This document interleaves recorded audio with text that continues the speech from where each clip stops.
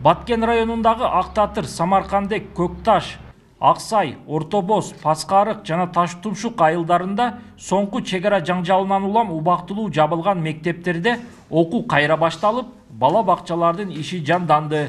Окуучулардын коопсуздугун милиция кызматкерлери көзөмөлгө алып, жеринде күчөтүлгөн тартипте иштеп жатат. Бирок чегарадагы айрым мектептерде балдардын сабакка катышуусу төмөн болууда.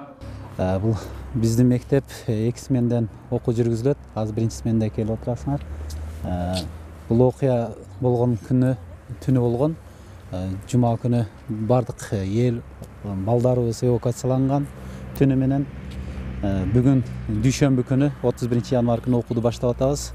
Эвакуацияланып кеткен элдер, балдар, келген балдар менен бардыгы балдар аз болсо дагы мүмкүн болушунча балдарга билим беришти токтотпостон бүгүн уладык.